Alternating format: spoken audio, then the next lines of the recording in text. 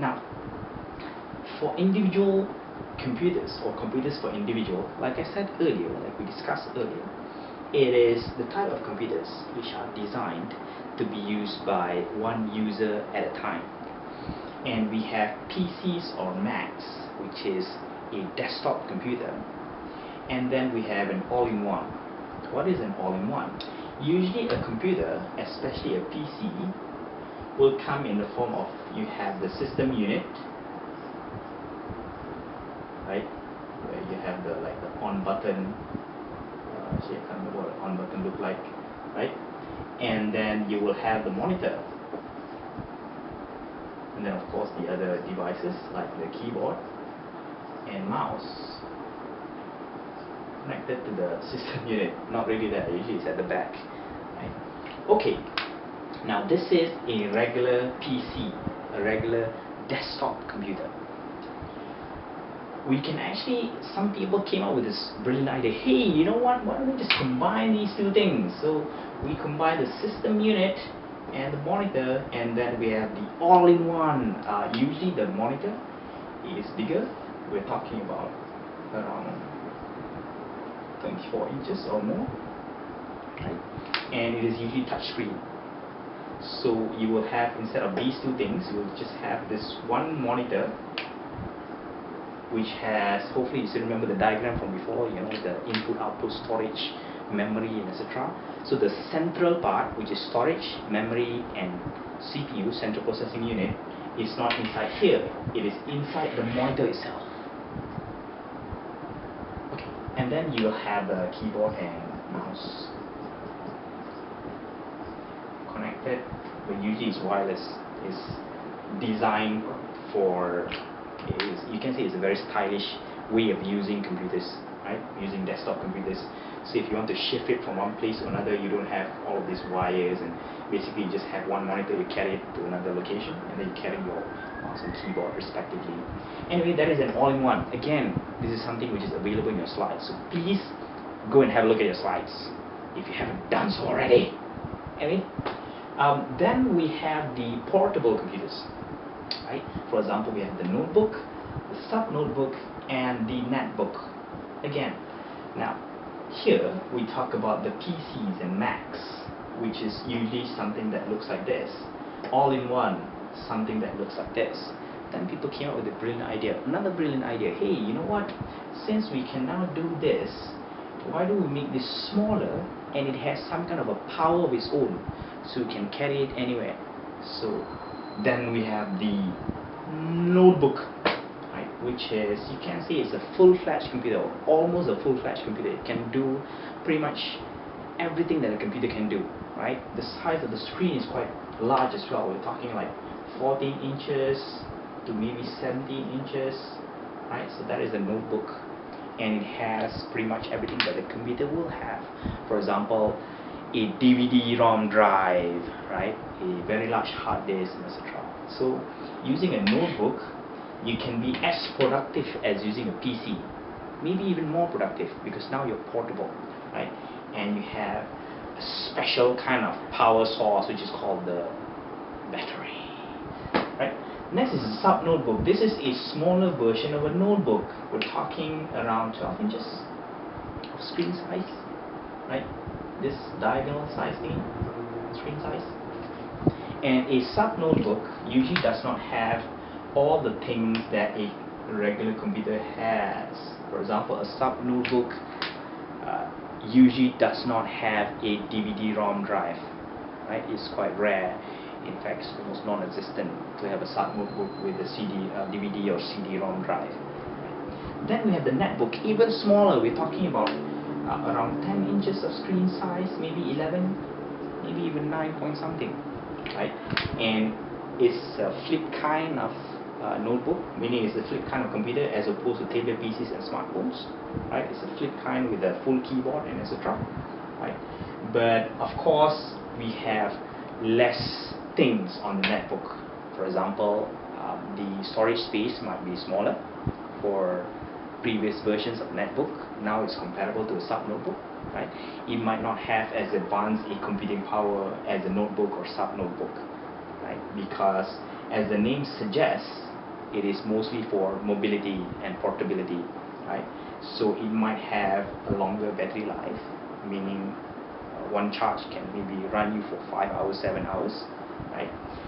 Smaller screen, and it is made for the net, meaning mostly for communication, right? So even less capabilities, right? And the price ranges from, usually in Malaysia is around 900 to 1,200, right?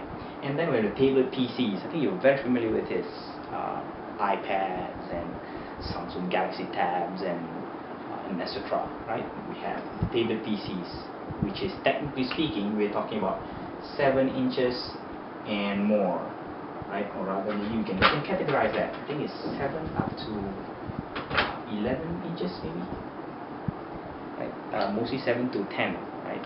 But maybe up to 11 because I've seen rather large tablets. Then we have the smartphone, even smaller size. We're talking about 3.5 inches screen size up to maybe 6, maybe even larger than 6.6 I've heard, right? Where they'll otherwise be known as the phablets. Okay, phablets. The larger its size, the more it is being categorized as a phablet. Okay, so you must have a way of discussing these things, right? For example, what is a PC or Mac, right? So you must have a way of discussing and explaining what is a PC, for example. So you say a PC is a computer that is non-mobile, meaning it is being designed as a computer that is to be used on a desk, which is why it's called a desktop PC, right? It will have a system unit and monitor, and then you have a mouse and keyboard. And all-in-one, on the other hand, is where the system unit and the monitor is in one device or one console, right? So this is an all-in-one. A notebook, on the other hand, is a computer which is designed for mobility. So it will have its own power, which is portable, which is called a battery, right?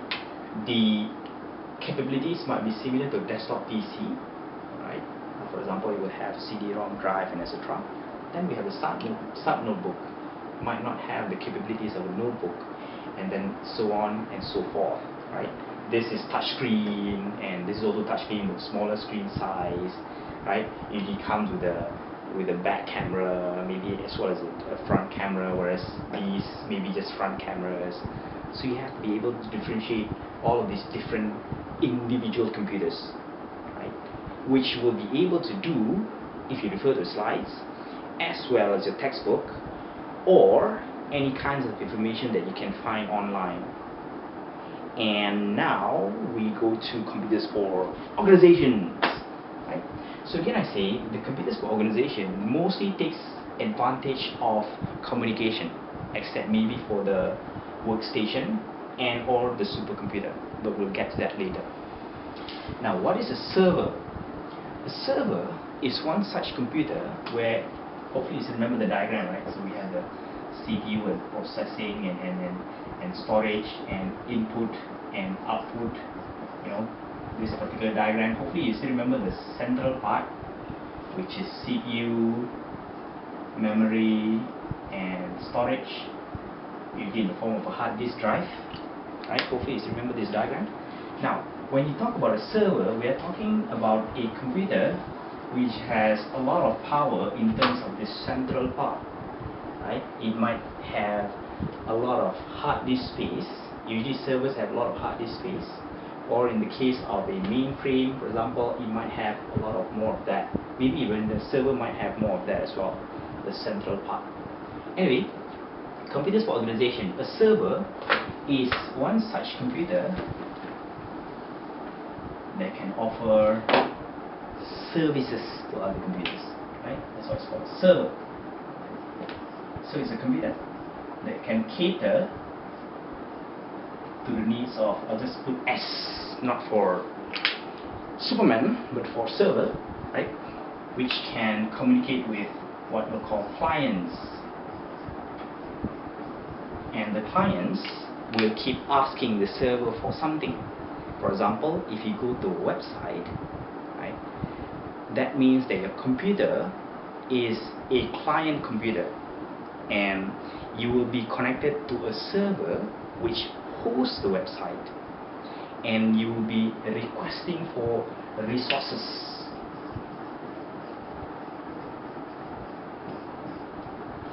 What are resources? For example, when you click, let's say you go to Facebook, right? Let's say you go to Facebook and you are going to watch your pictures from your last camping trip, for example, right? So you click on photos. When you click on photos, actually what you're doing is you're telling the Facebook server that you want something. Hey, Facebook server, I want to see photos, something along those lines. So the server will get your request and decide whether or not to grant your request or deny. Chances are it will grant your request. So you're looking for resources. What are the resources when you go to Facebook? Let's say you want to click on photos, you want to see photos. So the resource will be files, which are image files, which are photos of you in your last camping trip. And that is a server, and it caters to lots of clients. I mean, if you imagine Facebook, we are talking about hundreds of millions, maybe billions, maybe 1 point something billion, I think, maybe 2 billions, I don't know, right? Of users, of clients that constantly make requests for different kinds of resources. So that is a server. That is a computer that can handle these requests, store these resources, distribute them, and etc. Right? So that is a server. Next is a professional workstation. So this is a computer which usually has a lot of, again, the central part of the computer: CPU, memory, and hard disk space or storage. Okay. Professional workstation, it is usually available at, for example, engineering firms or designing firms, where it will host specialized software which takes up a lot of processing power and or a lot of hard disk storage, and as well memory, because you need to process something, right? So for example, in an engineering firm, you might have one workstation or maybe even more that processes the designs which is in three-dimensional, right? Three-dimensional designs of cars and engines and whatnot. So you use a professional workstation for that. Or maybe you're handling heavy kinds of software like professional image editing and video editing software. So you need very capable computers. So these are called professional workstation, and they're designed for a firm. If you want to buy it for your home, it is fine as well. We're talking about several thousand, in the tens of thousands. Right? Next, we have the mini computer, or otherwise known as the mid-range servers. Right? So here we don't really have a specification as to when we say mid-range server, what is mid-range, what is regular server. We don't really have a specification for that. The specific identification of mid-range and regular servers, not really. But mid-range server is the kind of server that is being used by mid-range businesses, right? Small and middle businesses, small and mid-sized businesses, sorry, right? So these are using mini computers or mid-range servers. So we're talking about maybe a server just for the staffs. Let's say, for example, in health, for example, in health, HMC, maybe, for example, we have files of all the students. And if we have the files for all the students, and all the lecturers have them, if say one lecturer edits something in the file, then the other lecturers need to know, and then they need to edit their copies as well. This is not very efficient. So to get rid of this inefficiency, what we can do is we can have one file on a server, and whenever everyone wants to access it, they can just go to the server, communicate with the server, and get the file. And if they edit it, one copy will be edited, which is on the server. Then everyone can just share without having to edit their respective copies, because there's only one copy, and that is a mid-range server or a mini computer. Then we have a mainframe. This is very popular with especially banks. Example, let's say you go to one ATM, auto teller machine, your bank card, right? You go and use your card, ATM card, and you want to take out money. Let's say, for example, I have 1,000 ringgit in my ATM, and this is an HSBC ATM in Pusat Bandar Damansara. Pusat Bandar Damansara. So let's say I take out 500 from 1000. Now, of course, the HSBC in Pusat Bandar Damansara will tell me that I now have 500 ringgit. Okay, an ATM is technically a computer, right? It has input output, it can store, and it can process my request, which is to take money. Right? Now, if I go to a different ATM, let's say HSBC Bangsa, with the amount of money I have in my account, 1000 or 500, because it's a different computer. You see, this is in Bangsa, this is in Pusat Bandar Damansara. So will I have a different amount? Let's say 500 in Pusat Bandar Damansara, 1000 in Bangsa, or 500 in both ATMs now that I have taken 500 out? The answer is, of course, well, everyone knows, I will have 500 regardless of where I go. Why? Because all of these ATMs are connected to this mainframe thingy, right? ATM in Bangsa, all of these are connected to the mainframe. So regardless of where I go, the mainframe will process it and synchronize the data, right? And that is a mainframe. It does data processing in a synchronized manner, simultaneous data processing, right? Lots of data processing at any one time. So now we can get to supercomputer. Or maybe you would like to have a different kind of background music rather than Okay, so now we get to supercomputer. What is a supercomputer? A supercomputer is a computer with this powerful processing circuitry. It can calculate lots, hundreds of thousands of calculations it can compute at any one time. So with a supercomputer, you can calculate, for example, the weather. Is that how you spell weather? I think I'm spelling it wrong. Weather, is it? W-E-A-T-H-E-R, I think. Okay. The weather, for example, you can predict the weather, which is not an easy thing to do. Which is why, you know, if you look at weather predictions, they won't do it more than 7 days. You know, I mean, you won't have the prediction for weather for the next 2 years. That's not possible, because it's such a hard information, or rather it's such a hard data to crunch and crush and dissect and analyze to be able to predict weather. Let's say, for example, in nearby countries we have an earthquake or a typhoon or flooding or lots of rain or lots of sunny days, right? All of these need to be taken into consideration. Let's say